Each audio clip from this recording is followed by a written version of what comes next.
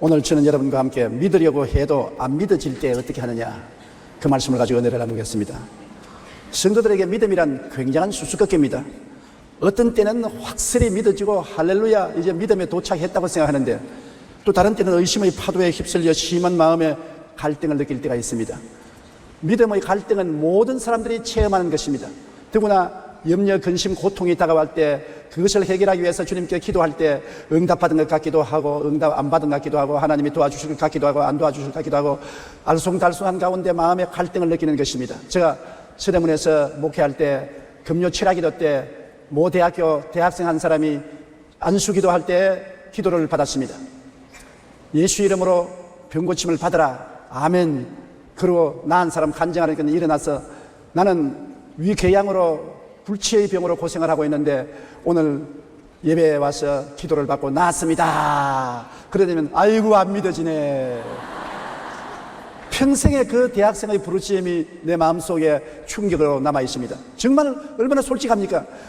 꼭 나아야 되겠는데 나았다고 믿으라니까 안 믿을 도리는 없고, 믿기는 믿습니다고 했는데 의심이 들어와서 안 믿어지니까 아이고 안 믿어지네.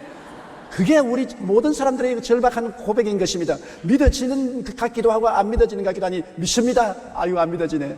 그것이 오늘 읽은 성경 말씀 가운데 미친 아들을 데리고 온 아버지의 고백인 것입니다. 예수님이 변화산상에서 9 제자들을 데리고 내려오니 큰 토론이 벌어졌습니다. 그게 한 아버지가 뛰어나와서 주님, 내 아들이 몹시 귀신 들려서 고통을 당합니다. 물에도 쓰러지고 불에도 쓰러지고 죽을 분당한 것도 수없이 있는데 저희 아들에게 데려와도 고치지 못하더이다. 우리 아들을 고쳐주옵소서. 주님께서 믿음이 없는 세대여 내가 얼마나 너희를 돌봐야 되겠냐고 단식하시고 그 아들을 데려오라니, 데려오니까 귀신이 그 아들을 덮쳐서 넘어져서 거품을 물고 팔이 해져가는 것입니다. 그래서 주님께서 그 아들을 바라볼 때 그 아버지가 하는 말이, 무엇을 하실 수 있거든 도와주십시오. 할 수 있거든이 무슨 말이냐? 믿는 자에게는 능치 못하심이 없나니라. 그러니까 주여 믿나이다. 아이고 안 믿어지네. 나 믿음 없는 것을 도와주소서. 얼마나 솔직한 말입니까? 절박하지요. 아들이 귀신 들려서 팔이 해져가는데 낫기는 나아야 되겠는데 주님이 믿는 자에게는 능치 못하심이 없다고 했으니 큰 부담 아닙니까? 믿기는 믿어야 되는, 주여 내가 믿나이다. 아이고 믿음 없는 것을 도와주옵소서. 이러한 절박한 체험을 우리도 하게 되는 것입니다. 우리가 하나님께 나와서 믿으려고 할 때 마음에 안 믿어지면 어떻게 해야 될까요? 첫째로 깊이 생각해 봐야 될 것이 있는 것입니다. 염려 근심을 해도 소용이 없다는 것을 깨달아 알아야 되는 것입니다. 안 믿어진다고 해서 염려 근심을 한다고 문제가 해결되면 좋겠는데, 문제가 해결 안 되니 염려 근심을 해도 소용이 없다는 것을 마음속에 깊이 깨달아야 되는 것입니다. 걱정한다고 키가 작은 사람이 한 자나 더 크게 할 수도 없고, 내가 염려 근심한다고 머리가 검은 머리를 한 트럭도 희게 하거나 흰 머리를 검게 할 수 없는 것입니다. 마태복음 6장 27절에 너희 중에 누가 염려함으로 그 키를 한 자라도 더 할 수가 있겠느냐? 5장 36절에 내 머리로도 하지 말라. 이는 내가 한 트럭도 희고 검게 할 수 없나니라. 우리 힘으로 할 수 없는 것, 염려 근심한다고 문제가 해결되는 것이 아니고 염려 근심함으로 우리 자신이 더 파괴될 따름인 것입니다. 염려 근심이 일어날 상황에 아무런 영향력도 발휘할 수 없다는 그 자신을 분명히 바라야 되는 것입니다. 나는 힘으로도 할 수 없고 능으로도 할 수 없는 무능력자다. 염려한다고 조금도 영향력이 나타날 수 없다는 것을 알아야 되는 것입니다. 염려하면은 병만 되는 것입니다. 마음의 즐거움은 양약이라도 마음의 근심은 뼈로 마르게 한다고 말한 것입니다. 근심할수록 뼈가 마르니 살이 녹아지지요. 염려 근심은 엄청난 질병과 고통과 연약을 가져오는 것입니다. 고린도후서 7장 10절에도 세상 근심은 사망을 이룬다고 하는 것입니다. 근심을 하면은 영육간에 사망이 다가와요. 뼈도 마르고 살도 녹고 사망이 다가오는 것이 염려 근심이기 때문에 이것은 일도 해결되지 아니하고 반대로 사망이 다가오고 뼈가 마르고 살이 녹는 고통이 다가오기 때문에 우리가 염려 근심은 절대로 하지 말고 이것은 하나님 앞에 내어 맡겨야 되는 것입니다. 주님께서 말씀하기를 수고하고 무거운 짐진 자들아 다 내게로 오라. 내가 너희를 쉬게 하겠다. 우리 인생을 살면서 염려 근심이 안 다가올 수는 없지요. 다가오는 것입니다. 염려 근심이 다가올 때 누구에게 맡겨야 되는 것입니다. 짐이니까요. 무거운 짐을 맡겨야 돼요. 그러므로 주님께 엎드려서 1시간이고 2시간이고 주님 맡기십니다. 맡아주옵소서, 맡아주옵소서, 맡아주옵소서. 내 마음속에 평안이 올 때까지 자꾸 주님께 맡겨요. 자꾸 맡겨요. 자꾸 맡겨요. 복잡한 말 하지 마십시오. 주여 나는 못 집니다. 맡아주시옵소서. 내 힘으로는 할 수 없습니다. 맡아주시옵소서. 나는 조금도 변화시킬 수 없습니다. 맡아주시옵소서. 그렇게 하면 나중에 마음에 평안이 오고 주님께서 짐을 맡아주는 것입니다. 일석이희성 선생의 딸깍바리 선비의 일생이라는 책에 그런 90평생의 삶을 기록한 책이 있습니다. 이 책을 보면 그가 자손들에게 입버릇처럼 강조한 삶의 유산으로 아무리 해도 소용없는 걱정은 하지 말라는 것입니다. 걱정도 팔자라고 말하면서 아무리 걱정해도 해결되지 않는 문제는 걱정하지 말라고 말하고 있는 것입니다. 우리는 수고하고 무거운 짐, 근심의 멍에를 짊어지고 사는데 이를 다 벗어버리고 살아야 되는 것입니다. 왜냐하면 예수님께서는 내일 일을 염려하지 말라, 오늘 근심은 그날에 족하다고 말한 것입니다. 그렇기 때문에 염려 근심을 예수께 와서 맡겨야 될 일은 이판저판 사판일 바에야 억지로라도 믿어보는 게 좋습니다. 그렇지 않습니까? 걱정해도 해결이 안 되고 염려해도 해결 안 되고 그렇다고 해서 내가 짊어질 수도 없고 날 대신 짊어질 자도 없으니까 에라 주님께 맡겨버리자. 이판저판 사판이다. 살려주면 살고 죽으면 죽으리다.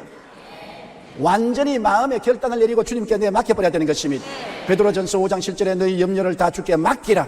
이런 그가 너를 돌보심이라고 하는 것입니다. 맡기면 돌보아 주겠다는 것입니다. 눈에 아무 정이 안 보이고 귀에는 아무 소리 안 들리고 손에 잡히는 거 없어도 약속을 했지 않습니까? 주님의 약속은 눈에 보이고 귀에 들리고 마음에 깨달을 수 있지 않습니까? 약속의 말씀 위에 염려 근심을 내어 맡길 수가 있는 것입니다.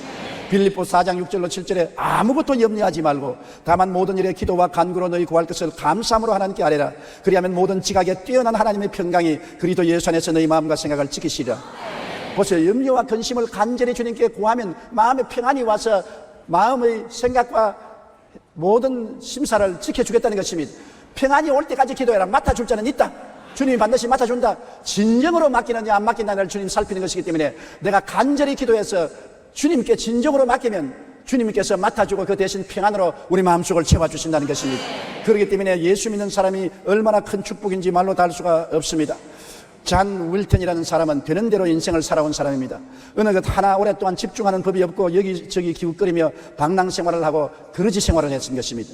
그러던 중에 그는 우연히 교회에 나가 설교를 듣다가 큰 감동을 받게 되었습니다. 누가복음 17장 6절에 겨자씨 하나일 만한 믿음이 있더라면 이 뽕나무들어 뿌리가 뽑혀 바다에 심기어라 하였을 것이요 그것이 너에게 순종하였으리라. 이 말씀 듣고 그는 크게 감동했습니다.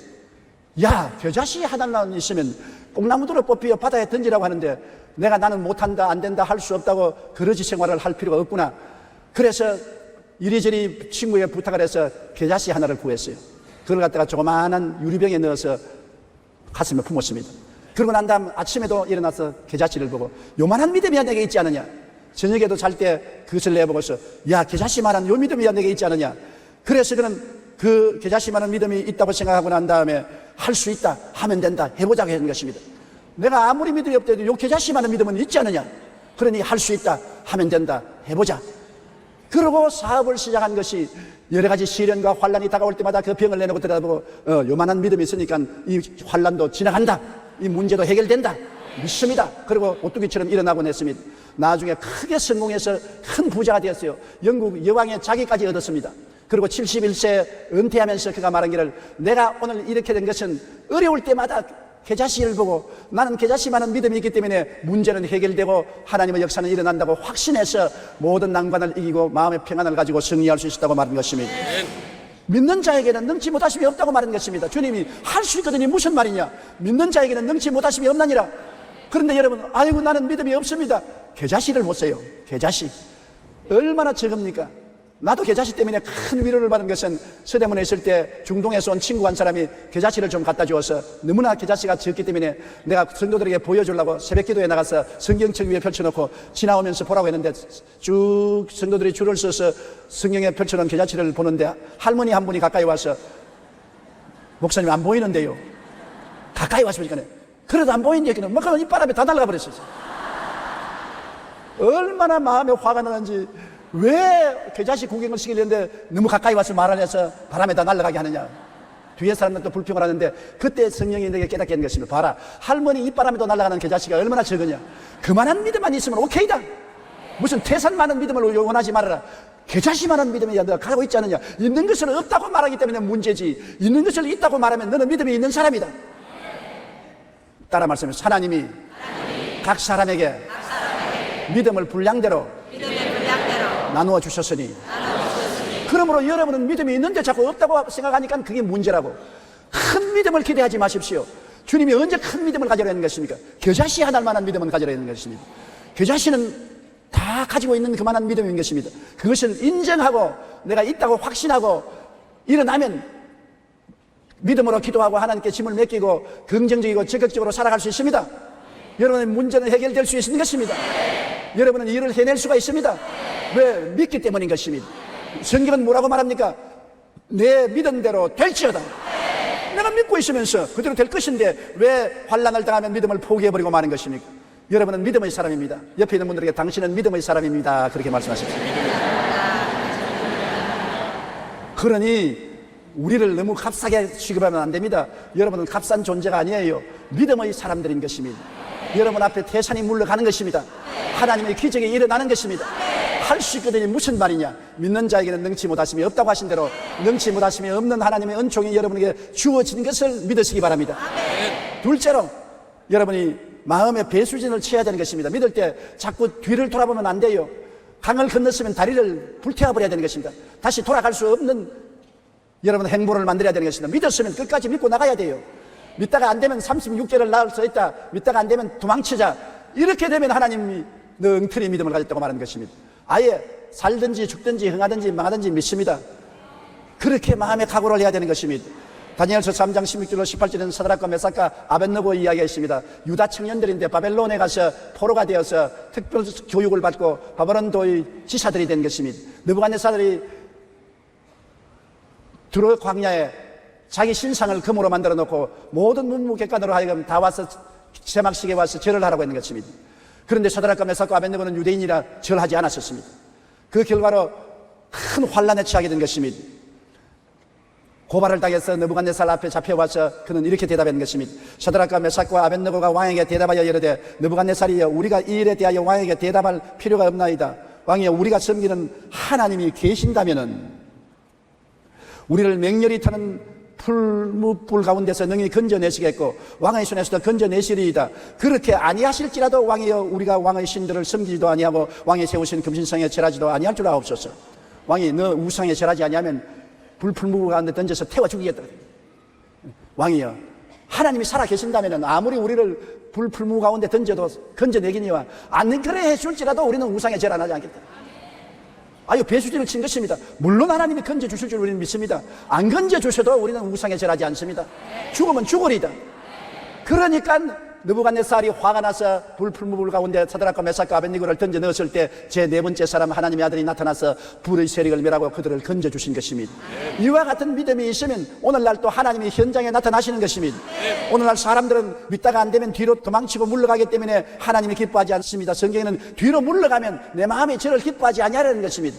아예 물러갈 것을 하나님이 알고 계시기 때문에 너 물러갈 걸 알고 나를 시험하는구나. 그러면 내가 너를 기뻐하지 않으니까 너에게 역사하지 않겠다는 것입니다. 크거나 적으나 내가 한번 기도하면 죽더라도 믿겠습니다. 그와 같은 각오로 나가면 하나님이 책임져 주시는 것입니다. 성경에 보면은 에스더의 신앙 고백도 꼭 마찬가지인 것입니다. 파사 왕국에 있는 유대인들이 멸망을 당하게 된 것입니다. 하만이라는 국무총리가 유대인을 멸살하려고 할 때 유대인은 살아갈 길이 없습니다. 국무총리가 유대인을 멸망하기로 결정을 하고 왕의 허가를 받았으니 어떻게 하는 것입니까? 그런데 마침 그때 왕비가 에스더인데 에스더는 자기 신분을 감추었지만 유대인이었는 것입니다. 그러므로 그 민족을 위해서 하나님께 기도할 뿐 아니라 왕에게 가서 호소하라고 그 오라버니가 그에게 간청을 했습니다. 그러나 그 당시의 습관으로서는 왕이 부르지 않은데 왕궁에 들어가면은 참수형에 처한 것입니다. 아무리 왕의 아내라도 왕이 불러야 되지 부르지 않은데 왕의 집무실에 들어가면 참수를 당합니다. 그 에스더가 그 오라버니에게 말하기를 내가 사흘 동안 금식하고 기도하고 들어가겠습니다. 왕이 나를 용납하지 않냐고 죽이면 죽으리다. 왕의 허락 없이 나는 죽으면 죽으리라는 각오로 들어가겠다. 그런 각오를 하고 뒤로 물러가지 않을 생각으로 들어가니까 왕이 앉아있는 보좌를 향해서 저 입구에 들어가서 에스더가 아주 화사한 웃음으로 웃으면서 왕을 쳐다보니까 왕이 간장이 녹도록 사랑스럽단 말입니다. 그러니까 홀을 싹 내밀었습니다. 왕이 잡고 있는 그 지팡이가 홀인데 홀을 내밀으면 그 홀을 만지면은 사형에 면하는 것입니다. 에스더가 가서 홀 지팡이를 잡았습니다. 왕이 에스더야 왜 왔는고? 네가 원하면 나라 반이라도 주겠노라. 이런 해결됐지 뭐. 그 에스더가 왕에게 사정을 말해가지고서 유대민족이 다 구출을 받은 적이 있는 것입니다. 죽으면 죽으리라는 각오로서 나갔기 때문에 그런 일이 일어났지, 나는 죽을까 겁이 나서 못하겠습니다 했으면 그런 역사는 일어나지 않은 것입니다. 사도 바울 선생이 복음을 전가할 때 어떻게 했습니까? 그는 온 소아시아를 복음화했는데 어떤 각오를 했냐? 망하면 망하겠다는 각오를 가지고 복음을 전한 것입니다. 빌립보서 1장 20절로 21절에 나의 간절한 기대와 소망을 따라 아무 일이든지 부끄러워하지 아니하고 지금도 전과 같이 온전히 담대하여 살든지 죽든지 내 몸에서 그리스도가 존귀하게 되려 하려니 이는 내게 사는 것이 그리스도니 죽는 것도 유익이라. 살아도 좋고 죽어도 좋다. 나는 일신을 생각하지 아니하고 복음을 전가한다. 살면 예수 전도하고 죽으면 천당 가니까 더 이익이다. 살면 전도요, 죽으면 천국이라는 우리 수야실 목사님의 슬로건처럼 그와 같은 각오로서 바울 선생이 나왔기 때문에 천하가 그 앞에 뒤집혀진 것입니다. 자기 일신을 다 생각하고 자기의 생명의 안위를 생각하고 형편이 좋으면 나가고 형편이 나쁘면 뒤로 물러가겠다는 그러한 약삭빠른 생각으로서 나아갔더라면 세계는 복음화되지 못했을 것입니다. 살면 전도요, 죽으면 천국이다. 살든지 죽든지 내 몸에서 그리스도가 영광을 받기를 원한다. 그와 같은 각오로 나가는 앞에 마귀가 한 길로 왔다가 7길로 도망을 칠 수밖에 없는 것입니다. 그러므로 우리도 하나님을 믿을 때 이와 같이 배수진을 치고 믿어야지, 그렇지 않고 약삭빠르게 좋을 때는 뛰어나가고 어려우면 뒤로 물러가서 도망치겠다, 그러한 생각을 하고서 기도하고 믿으니까 역사가 일어나지 않은 것입니다. 셋째로, 우리가 하나님을 믿을 때 말씀에 집중을 해야 되는 것입니다. 머리가 산만하면 아무것도 이루어지지 않는 것입니다. 집중을 해야 돼요. 우리가 할 수만 있으면 부정적인 것은 보지 말고 공포를 보지 말고 집중적으로 하나님의 말씀을 봐야 되는 것입니다. 군대에서 낙하산을 타는 훈련을 시킬 때 교관이 언제나 군인들 보고 말합니다. 밑을 내다보지 마라. 어지러워서 못 뛰어내린다. 먼 산을 바라봐라. 비행기 안에서 먼 산을 바라보고 뛰어내리면 되지, 밑을 내다보면 불안하고 공포해서 무릎이 떨려서 못 뛰어내린다고 하는 것입니다. 불안하고 공포가 오는 것을 보면 안 되는 것입니다. 신앙생활도 좌우를 살피고 환경을 살피고 두려움을 바라보고 마음에 떨면 안 되는 것입니다. 말씀에 집중해야 되는 것입니다. 이사야 41장 10절에 두려워 말라, 내가 너와 함께 함이라. 놀라지 말라, 나는 내 하나님이 되리라. 내가 너를 굳세게 하리라. 내가 너를 도와주리라. 참으로 나의 의로운 오른손으로 너를 붙들리라고 말하는 것입니다. 그러면 하나님 말씀에 듣고 하나님 말씀에 집중해야 되는 것입니다. 히브리서 10장 35절에도 너희 담대함을 버리지 말라, 이것이 큰 상을 얻느니라고 말한 것입니다. 베드로가 물 위를 걷다가 왜 빠졌습니까? 그들이 밤바다를 건너가는데 바람이 불고 파도가 쳐서 아주 고통을 당하고 바다를 건너가는데 예수님이 물으로 걸어왔습니다. 캄캄한 밤에 바람은 불고 파도는 치는데 허연 물체가 떴다 내렸다 하면서 다가오니까 유령이 나타났다고 말하는 것입니다. 뱃사람들은 파도 치는 바다의 유령을 보면 배가 깔아진다는 징크스가 있는 것입니다.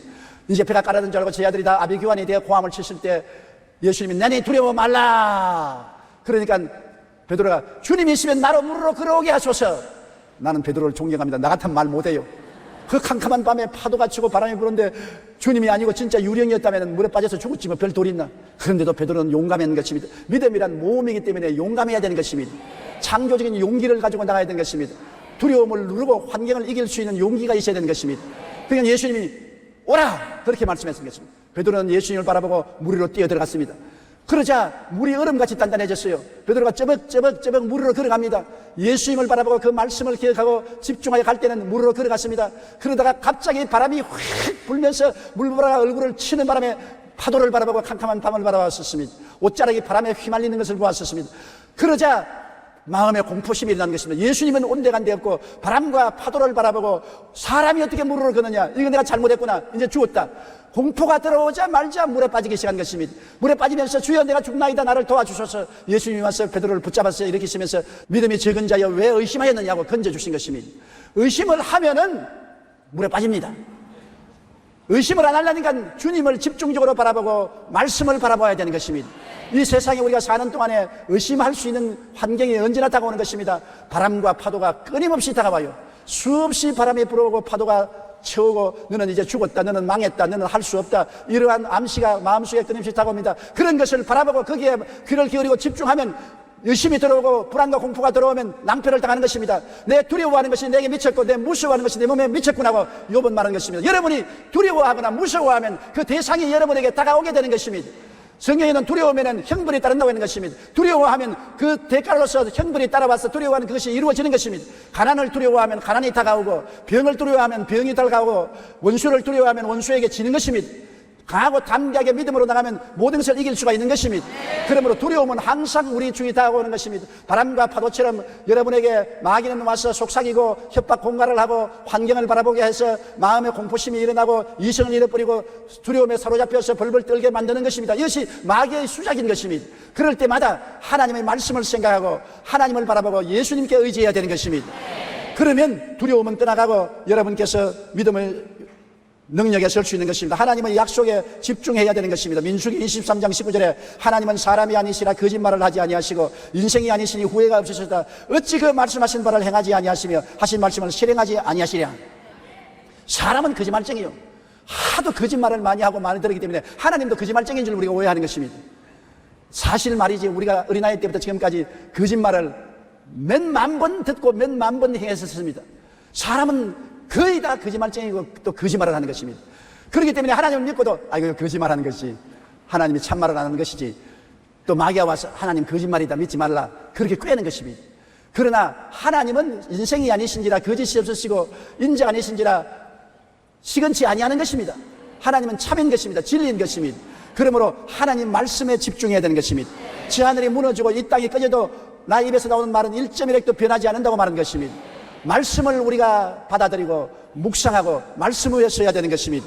잠언서 4장 24절에 보면 언제나 말씀을 생각하라고 말하는 것입니다. 지킬 만한 것보다 내 마음을 지켜라. 생명의 근원이 이에서 남이라. 마음을 어떻게 지키는 것입니까? 말씀을 생각하면서 마음을 지킬 수가 있는 것입니다.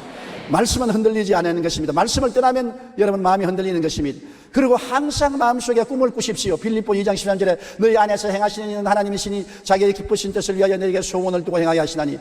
소원은 꿈으로 변화되는 것입니다. 집을 소원하면 집을 꿈꾸게 되고, 바다에 가기를 소원하면 바다를 마음에 꿈꾸게 되고, 자동차를 사기를 원하면 자동차를 꿈꾸게 되는 것입니다. 마음에 항상 하나님의 약속의 말씀이 이루어진 것을 꿈꾸십시오. 하나님이 나를 붙들어 주시고 도와주시고 은혜 주신 것을 마음속에 꿈꾸는 것이 정말 하나님 말씀을 굳게 쓰는 것입니다. 에베소 3장 20절에 우리 가운데 역사하시는 능력대로 우리가 구하는 것이나 생각하는 모든 것에 넘치도록 능히하실 하나님이 우리와 같이 계신다고 말하고 있기 때문에 구하기나 생각하는 것보다 넘치도록 역시하는 것입니다. 말씀을 믿고 꿈을 꾸고 있으면 불가능이 가능으로 변화되는 것입니다. 아주 오래전에 릴리언 딕슨이라는 여인이 그의 남편과 함께 대만에 선교를 결정하고 미국을 떠났습니다. 이들 부부는 대만에서 대만 정부의 사회사업 관리인과 선교에 대해 의논했습니다. 그러자 담당자는 이들의 이야기를 미처 듣기도 전에 과거 선교 단체들이 모두 실패를 했다고 예를 들면서 무조건 대만에서는 안 됩니다. 대만에서는 기독교 복음을 전해도 안 받아줍니다. 실패합니다. 미국으로 돌아가십시오. 당신들이 여기서 기독교를 전한다는 것은 정말 불가능한 일입니다. 우리 대만 사람들은 우리의 종교가 따로 있기 때문에 여기에 선교할 필요가 없습니다. 불가능하니 돌아가십시오. 그렇게 말했습니다. 그러자 릴리언 딕슨 부인은 불떡이 나서 창가로 나가서 바다를 향해 손가락을 가르쳤습니다. 저기 바다가 보이죠? 대만 사람들을 도와주고 예수 그리스도를 전할 수 있는 방법은 얼마든지 있습니다.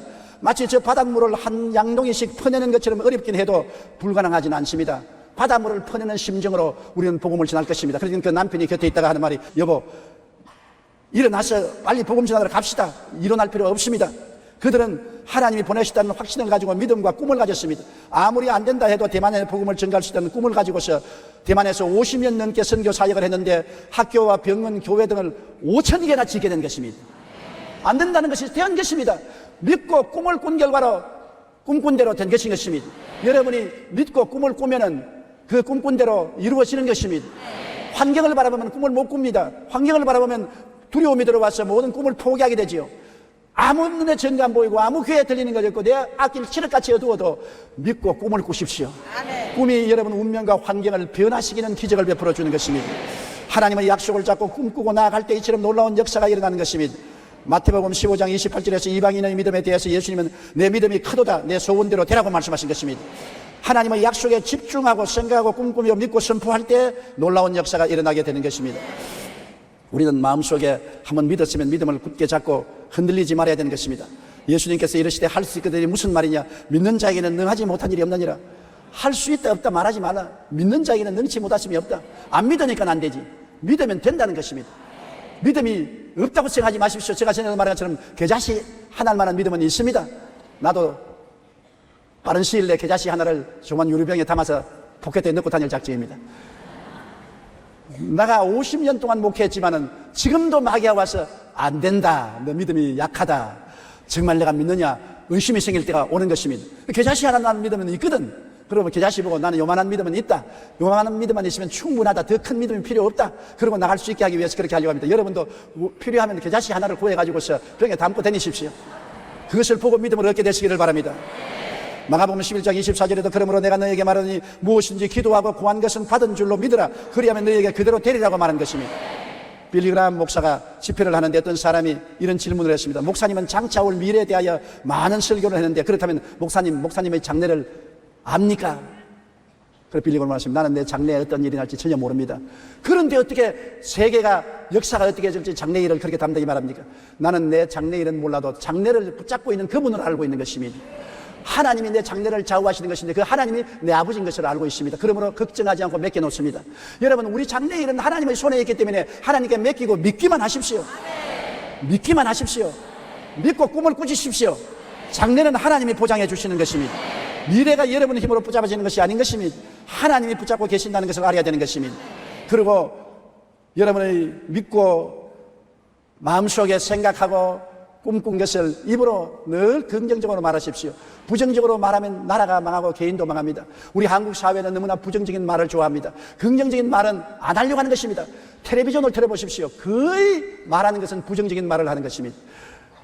우리 일상생활에도 언제나 개인, 가정생활, 자녀, 사업이나 이웃에 대해서 부정적인 말을 하는 것입니다. 그래서 도적질 당하고 죽임을 당하고 멸망을 당하는 것입니다. 무엇을 보든지 긍정적으로 보고 긍정적으로 말하는 것이 우리에게 축복을 가져오는 것입니다. 긍정적인 말을 소리내어 수백 번, 수천 번 고백하십시오. 여호수아기 1장 8절에 보면 이 율법책을 내 입에서 떠나지 말게 하라. 주야로 그것을 묵상하며 그 안에 기록된 대로 다지게 행하라. 그리하면 내 길이 평탄하게 될 것이며 내가 형통하리라. 어떻게 하면 내 삶이 형통하고 평탄해지겠습니까? 형통하기를 원치 않은 사람 누가 있어요? 평탄하기를 원치 않은 사람 누가 있어요? 형통과 평탄은 믿고 꿈꾸고 말하는 데 따라오는 것입니다. 여러분이 믿고 그것이 이루어진 것을 꿈으로 바라보고 입술로 말해야 되는 것입니다. 눈에는 아무 증거 안 보이고 귀에는 아무 소리 안 들리고 손에는 잡힌 것 없어도 긍정적이고 적극적이고 창조적으로 말해야 되는 것입니다. 할 수 있거든요. 무슨 말이냐? 못한다고 말하면 안 되는다는 것입니다. 믿는 자에게는 능치 못하시면 없느니라. 나는 된다, 나는 할 수 있다 하면 된다, 일은 이루어진다, 승리한다, 성공한다, 적극적으로 긍정적으로 말하는 여러분 되시기 바랍니다. 우리 한국 속담에도 울어보고 웃어보니 웃는 것이 낫다는 말이 있는 것입니다. 부정적인 말에서 좋을 거 뭐가 있습니까? 마귀에게 선수를 주어서 도적질하고 죽이고 멸망시키도록 만드는 것밖에 없지 않습니까? 긍정적인 말을 하면은 하나님의 성령이 그를 통해서 오셔서 어두움에서 빛을, 죽음에서 생명을, 무질서에서 질서를, 절망에서 소망을 주는 역사를 베풀어 주지 않는 것입니까? 할 수 있습니다. 변화가 오는 것입니다. 기적이 다가오게 되는 것입니다. 우리는 영혼이 잘 되고 범사에 잘 되며 강건하고 생명을 얻되 풍성히 얻게 됩니다. 환경이 아무리 어렵고 수산스러워도 그것은 환경에 불과한 것입니다. 우리는 환경을 따라 살지 않고 하나님과 함께 사는 것입니다. 환경이 우리를 도와주어서 사는 것이 아니라 하나님이 우리를 도와주어서 사는 것입니다. 환경의 손을 잡고 사는 것이 아니라 하나님의 손을 잡고 사는 것입니다. 환경은 바람이 불고 파도가 치지만은 바람을 맞받고도 파도 위를 걸어갈 수 있는 것은 하나님을 바라보고 하나님 말씀을 믿고 하나님의 은혜를 꿈꾸고 말씀을 입술로 고백하고 나가면 여러분 생활 속에 놀라운 기적의 역사가 나타나게 되는 것입니다. 염려, 근심, 불안, 공포가 태풍처럼 불어닥칠 때 우리의 마음은 바다 물결처럼 흉흉하고 걷잡을 수 없이 흔들립니다. 그때 우리를 구원해 주실 하나님을 찾고 믿어야만 하는 것입니다. 믿음만이 파멸해서 건져주는 능력이 되는 것입니다. 믿음만이 여러분의 미래를 열어주는 하나님의 능력이 되는 것입니다. 그리고 그 믿음은 예수를 믿을 때 하나님이 각 사람에게 선물로 주신 것입니다. 여러분은 모두 다 겨자씨만한 믿음은 가지고 있습니다. 그것이면 충분합니다. 그것이면 뽕나무도 뽑히어서 바다로 가고 태산도 물러가는 것입니다. 기적이 일어나는 것입니다. 하나님의 역사가 나타나게 되는 것입니다. 여러분은 패배자가 아닙니다. 물러갈 자가 아닙니다. 승리자요 영광을 성취할 하나님의 용사들인 것입니다. 여러분이 가지고 있는 겨자씨만한 믿음은 다윗이 손에 든 물맷돌인 것입니다. 골리앗이 아무리 키가 장대하고 철갑 옷을 입고 노경갑을 하고 창이 벼틀치만큼 커도 다윗의 물맷돌 하나에 꺾꾸러진 것입니다. 환경이 아무리 시시하고 무서워도 물맷돌만한 겨자씨 믿음 앞에 꺾꾸러지는 것입니다. 따라 말씀하시죠. 믿으면 됩니다. 나는 믿음을 가지고 있습니다. 믿습니다.